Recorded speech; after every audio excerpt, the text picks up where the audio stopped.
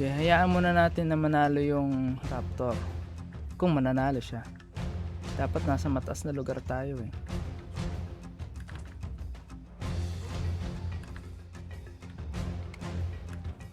Ano daw? Ano yun? Sa barangay yun. Yan na guys. Yan na guys. Okay. Fail. Fail ang number 1. Tapos number 6.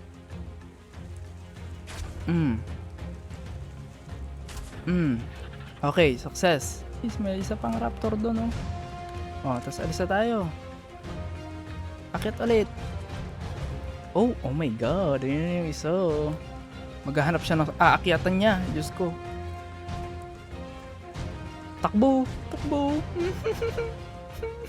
Hey, maglalaro tayo ngayon ng Ark Survival Evolved. Isa sa mga paborito kong game na matagal ko nang hindi nalalaro for many years na. Available to sa Steam for I think ano na lang 500 pesos. Merong Ascended version, ito yung bago, pero still ano pa, working progress pa. So dine-develop pa siya, pero malalaro na siya ngayon and yung presyo niya I think 2,000, 3,000. Lalaro tayo sa una, The Island, and then sunod-sunod kasi yung story na ito hanggang Genesis, hanggang Aquatica. So ito yung mga map na kumbaga mag-a-ascend ka ng mag-a-ascend. Ang story nito is nangyari sa future. It's a survival game na merong mga dinosaurs. Kung gusto nyong mag-tame ng dinosaur, kung gusto nyong mag-alaga ng dinosaur, magpadami ng dinosaur, mag-breed, ito yung game na yon. So para rin siyang open world. Nakadepende sa'yo kung gaano kalaki yung progress na magagawa mo. Since mag-isa lang tayo dito sa world na to, syempre, i-tweak na natin ng kaunti yung setting para matulungan na tayo. Hindi masyadong matagal yung progress. Ayun, so let's go. Ito yung mapa niya, and then magpipick tayo ng location kung saan natin gusto mag-spawn. And then itong mga location na to is may easy, may medium, may hard. Okay, dito tayo. Respawn location.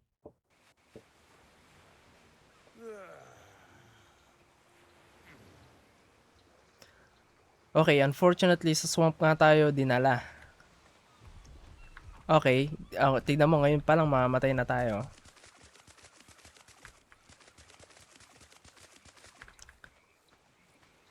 Hinahabol tayo ng ano. Natawag doon? Buwaya.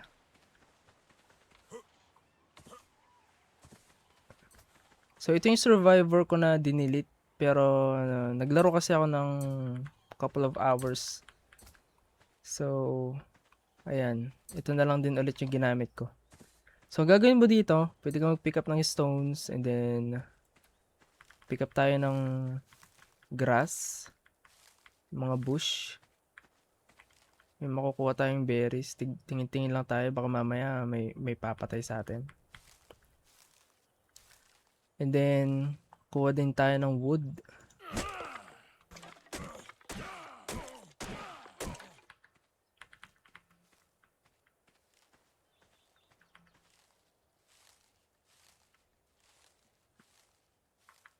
So makikita nyo dun banda, ito naman, naglalaban na agad yung mga dinosaur. Iba't ibang klaseng dinosaur ang nandito. Kung maaalala nyo, yung Dodo. Ice Age. So kailangan natin mag-craft. Kailangan din natin ng mga equipment. So dito number 1, suotin natin to. Kailangan natin ng stone. Oops, okay. So yung mga yan. Actually, pwede natin kalabanin tong mga to eh. Ay ko. Okay, takbo. Check lang natin, baka mamaya mayroong mga raptors. Kailangan natin ng stone. Baka mamaya mayroong okay, ano yun? May naririnig ako.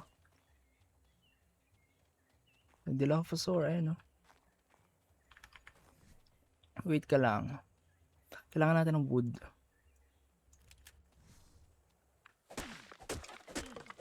Tagal natin mag-level up, ah. Oh! Okay, so yung character ko nung naglaro ako is yung pa rin, eh. So, bali level 105 na ako dito. I think okay lang yan. Start from the scratch naman tayo. Saka nakabukas na din yung mga ibang engrams or mga blueprints na pwede nating i-craft. So, nakabukas na yung mga blueprints na pwede nating gamitin pang craft. So, kailangan lang talaga natin ng shelter, tsaka materials, tsaka mag-tame ng mga dinosaurs. For now, kailangan ko ng ito.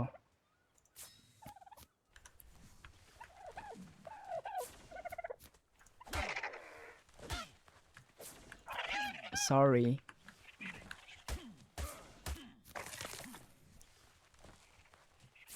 Okay, dito natin ilagay yan. Ba't ako naka-crouch? Sorry. Kailangan kita. Number 2. So, mag-tame muna siguro tayo ng parasaur. Itong mga to. Level 3. Level 12. Mas magandang higher level yung i-tame natin dahil mas malaki yung health nila.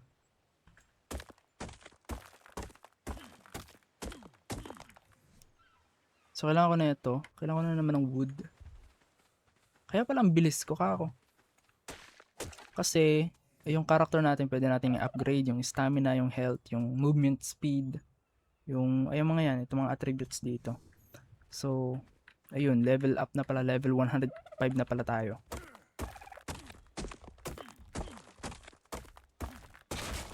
Kung gumawa tayo ng panibagong character, mag-start sa 0 yung level natin. So, nakabukas na lahat ng pwede natin i-craft. Oh. Kapag bagong character, kailangan mo munang buksan yan. Kailangan mo magpa-level up para mabuksan tong mga to. So, kailangan natin neto. Neto. So, gagawa muna siguro tayong simple na shelter lang. Saan ba magandang mag-settle? Dito sa lugar na to. So, dito na siguro tayo mag-settle. Sa bandang dito. Tapos lagay muna natin to dito sa lapag. Magluto muna tayo ng karne. Half. Kailangan natin kumain eh. Mag-harvest muna ako ng mga resources, mga basic resources. So kailangan natin ng stone, tsaka flint. Wait lang, patayin ko muna to. Tutulungan ko yung dodo. Sige. Ano? Akin ka. Kailangan natin ng hide, ng meat. And then magti-tame tayo ng parasaur. Kailangan natin ng parasaur. Yung skill kasi ng parasaur, pwede siyang mag-detect ng nearby hostile dinosaur. Ayun, may parasaur saddle tayo. Kailangan natin ng bola. Pana. Ayun, pana. Mag-craft tayo neto mga 20.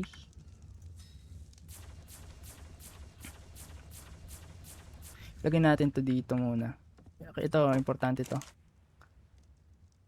Para gumawa ng narcotic, kailangan natin magpabulok ng meat. So, split all. Para siyang tranquilizer. Para pag pinana mo yung dino, makakatulog sila. Yan. Kain tayo. Then kapag nauuhaw yung character, dito lang sa dagat. By the way, hindi lang sa land may mga dinosaurs, pati sa dagat. So yun yung yung parang oil. Ano yun, oil? Kasi parang oil. So makukuha siya sa ilalim ng dagat o kaya naman sa mga bundok. So pwede na tayo gumawa ng parang forge. Para makapag-smelt tayo ng metal. So kailangan natin ng hide tsaka ng stone. So kailangan natin pumatay pa ng dodo. May nakita ko dito eh. Oh my god, okay. Okay, ayun, yun. Yung naghahabol na yun, raptor yung tawag doon. Hindi tayo pwede doon. Ingat-ingat tayo. Mahirap na.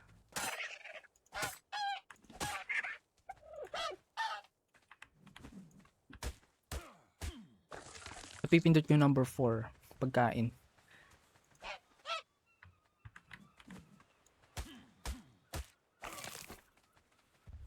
Okay, ba't ka tumatakbo? Ba't ka tumatakbo? Kapag kasi tumatakbo yung mga friendly dinosaur, ibig sabihin may nakita sila.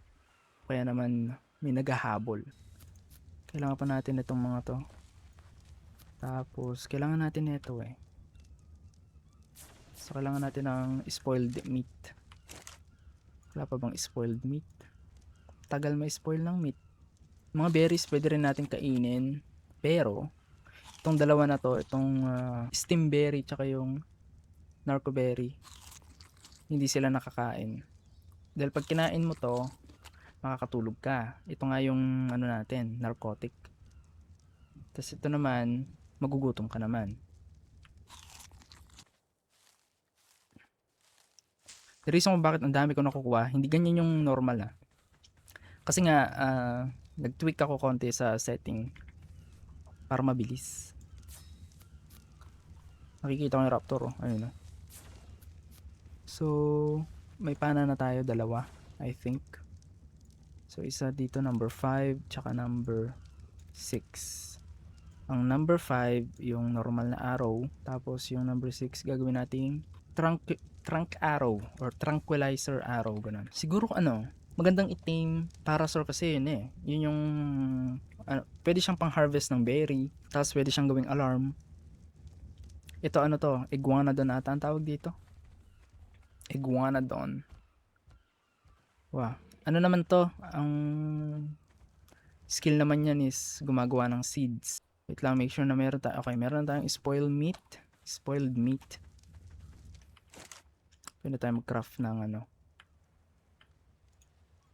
narcotic. Kung meron sanang Stegosaurus o kaya naman Triceratops, yun yung maganda sana kasi yun nakakapaglaban yun nakakapatay yung mga yun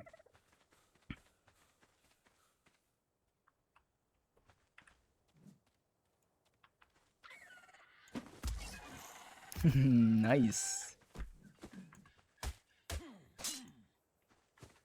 Okay, repair. Ingat-ingat lang tayo kasi nandito baka mamaya merong T-Rex dito. Sayang, gusto ko sana stego. Stego kasi nakakapaglaban Okay, gawa tayo ng trunk arrow. Pwede rin tayo gumawa ng forge. Sige, gawa na tayong forge. Ito naman, ang skill naman nito is gumagawa ng tae or nagpo-produce ng tae. Fertilizer. Ang ingay niya naman. Ang ingay mo.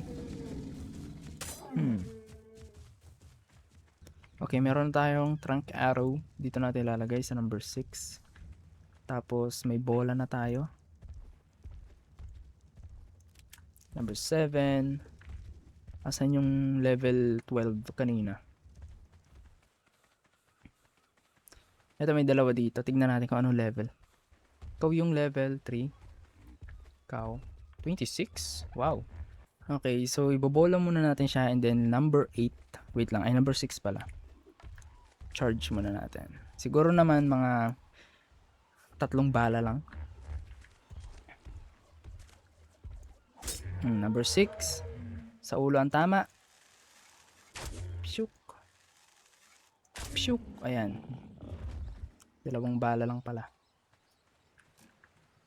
Tapos ang gagawin natin dito, unconscious sila, lalagyan natin ng pagkain, inventory nila, and then hihintayin lang natin na kumain sila, and then, ayan, magkakaroon sila ng taming bar, and then pag napuno yan, matitame na natin sila. Ganun lang ka-easy, pero sa actual, or sa mga, sa mga hardcore na dinosaur, mahirap. Iba't ibang klase yung pag-tame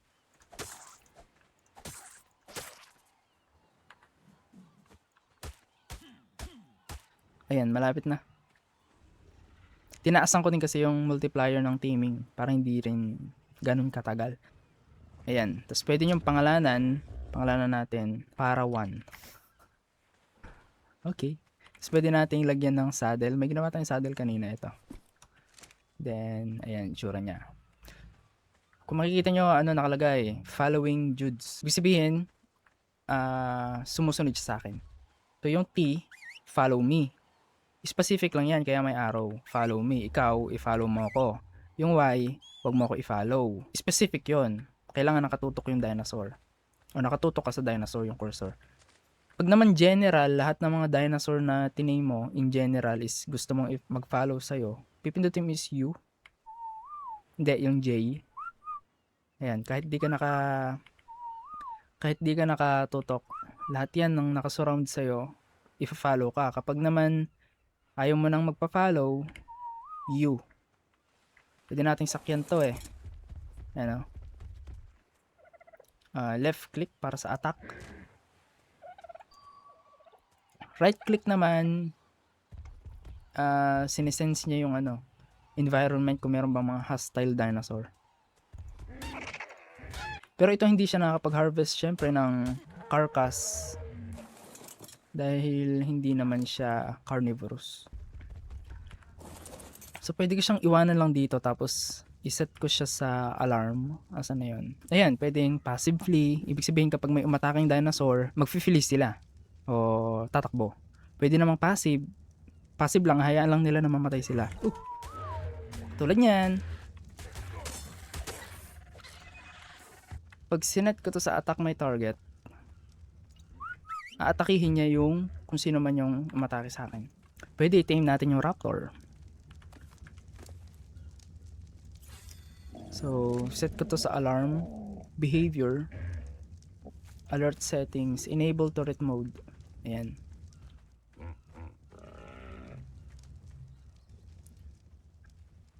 So, bali, para siyang radar na dinidetect kung may kalaban. Try natin yung raptor. Kaso, kailangan natin ng raptor saddle. Paano ba gawin yun? Raptor saddle. Madali lang pala. Ayan agad oh. May materials na agad tayo pag asa na? Number 7. Tapos, number 6. Asan kaya yun? Number 3.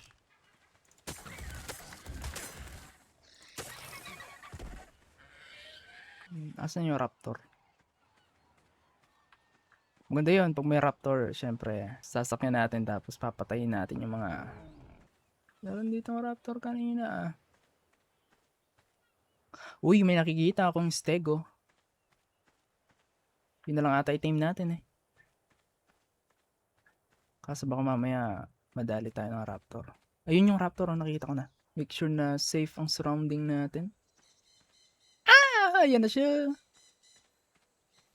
Okay, kinakalaban niya yung Sige, hayaan muna natin na manalo yung raptor. Kung mananalo siya. Ano daw? Ano yun? Sa barangay yun. Ingay. Yan na guys. Napatay niya lahat Ayun, dalawang raptor. Oh my god. Pupunta siya dito. Tas dito siya. Hindi niya ako maaabot. Sana. Umagabi na. Okay. Fail. Fail ang number 1. Tapos number 6.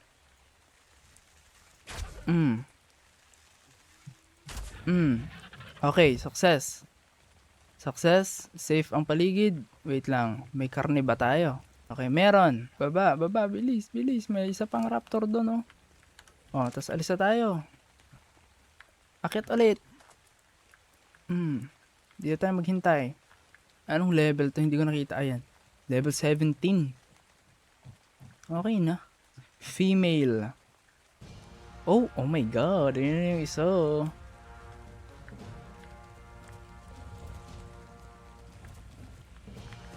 Maghahanap siya ng aakyatan niya. Diyos ko. Takbo. Takbo.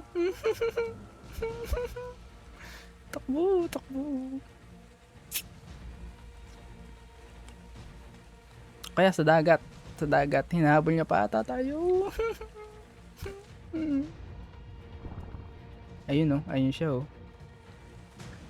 Ayun siya oh. Ayun siya oh. Hindi, wag ka doon. Wag ka doon. Papatayin mo yung parasol ko eh. Okay, dito ka boy. Dito ka boy. Kenny ka boy. Dumidilim na. Okay, tapos may pating pala no. Ah, wag ka dyan. Pwede mag-gamma. Halika dito boy. Halika dito boy. Hindi ako makapagpana. Nasa dagat tayo eh. Oopsie. Haha. Palaban talaga yung mga raptor eh.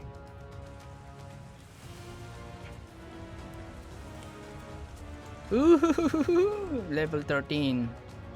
Sige, sige. Liga dito. Liga dito, number 7. Ayan, nagka-craft pa. Nagka-craft pa, nagka-craft pa. Bilisan mo. Liga dito.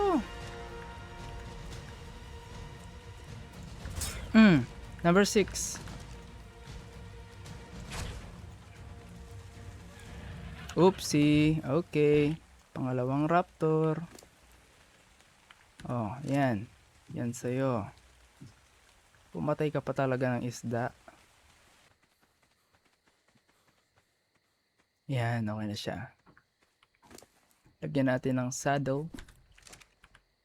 Sakyan natin. Masyado akong mabigat para sa kanya kasi ako kaya kong mag-ano ng mabigat, siya hindi. So pwede taasan natin yung weight. Ayan, animation. Pwede tayo magpa-level up. Kailangan lang natin siyang gamitin ng gamitin.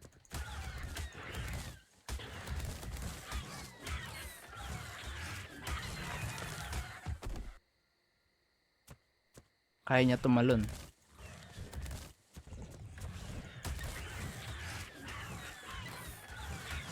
Okay, yung isa okay na din. Follow mo, follow niyo akong lahat.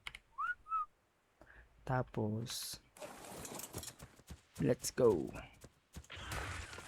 Itong stego, siguro tame din natin yung stego. Anong level to? 15. Pwedeng halimbawa utusan ko silang patayin nyo to. Ay hindi, mali. Ba't ayaw?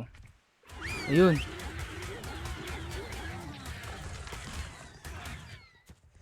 Ayan. So, ganun. Pwede nating taasan yung melee damage para mas masakit. Ito pa, patayin nyo to.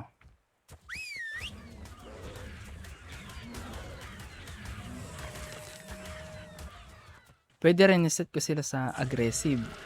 Halimbawa, behavior. Aggressive. Attack your target, aggressive. Ibig sabihin, may lumapit lang sa kanila, papatayin nila. Options, asa na? Behavior, aggressive. O, naka-follow sila sa akin. Hindi ko man sila i-command na pumatay pero papatayin nila lahat ng nasa paligid ko.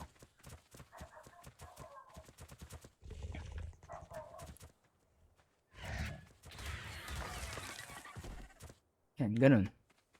Harap tayo ng iba pa. Ito. Tignan mo. Hindi nila ako pina-follow. Pumapatay sila ng kung sino-sino. Ayun oh. May pinapatay din yun. Tapos ito, papatayin din nila ito. Naging killing frenzy na eh. Hindi nila in-harvest. Dati in-harvest nila. Ayun oh. Pati yung lumilipad, pinatay niya. Dito tayo. Lakad-lakad muna tayo dito. Papatayin nila yan. Oh. Lagot ka. Kaso kung T-Rex ay wag na. Anyway, thank you for watching. See you next time.